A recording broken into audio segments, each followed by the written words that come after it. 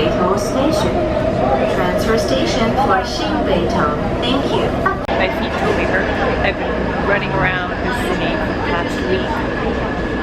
Not really sure what my plans are today, but I know I want to try and get some sightseeing in with daylight hours.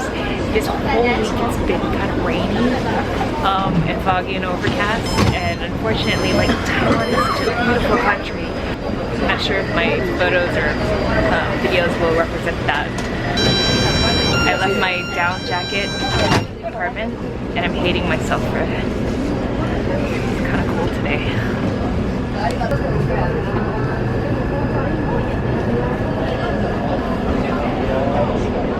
You'll find that a lot of dogs are dressed up in little street clothes. Sometimes they're even pushed around in baby carriages. You could say that dogs are pretty much part of the Taiwanese family. Okay, now this isn't common, but they have it. They're doing real-time display, so you can tell what stalls are occupied and what's not available, what's in use, and what's not in use. Or sometimes you have this. The good thing about the Taiwanese squat toilets are that they have this bar. This is what I like. You can hold on to it when you're leaning back. So if you don't have good knees, which I know some of you have mentioned in my other video, if you don't have good knees, then this might be a lifesaver for you. Toilet paper. A lot of times they have toilet paper right next to it. That means you don't have to remember to pick up the toilet paper on your way in. We have this pancake house, which happens to be pretty popular with the locals.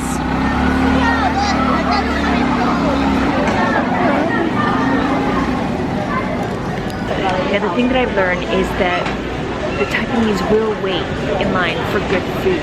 So whenever you see a line wrapped around the corner at a restaurant or around a hawker, it generally tends to mean that the food is worth waiting for.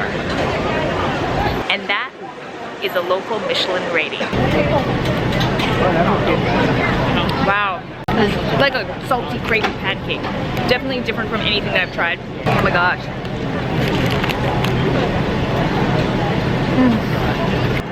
Mouthgasms, taste bud gasms. That's what I'm experiencing right now. That's how my tongue is going. I'm definitely contemplating whether or not I want to stand in line again. Or at least order a few to take home, take out. I'm thinking about it. And I'm back in line for another turn. So that's a really long line for mochi, and that's especially because the mochis are big and they're cheaper than what you would normally pay at like the street fair. In Taipei, flour rice noodles are really popular, and this place is really hopping. There's a line wrapped all the way around the corner, and that's for these flour rice noodles. Another popular restaurant. I'm trying to decode what it's all about. Someone goes to the computer screen. I'm not sure if they check in to see what the waiting time is and let them know like how many people are in their party. The waiter comes out and he gives the next people who are in line menus and checks to see if they're going to order. There's definitely a queue waiting to get inside because the spaces are limited. We're in the MRT right now, or the metro, and there is not only Wi-Fi but a charging station. So this is like a charging station area for people who need to charge their phones. The thing is though, I think you need to bring your own charger, but they have plugs here where you can plug in.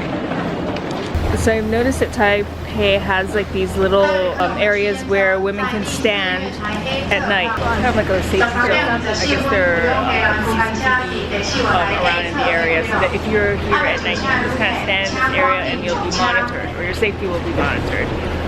Taipei, for the most part, happens to be a pretty safe city is what I've heard. So far, my bag has been open a lot because my backpack broke. So I'm kind of like hobbling along.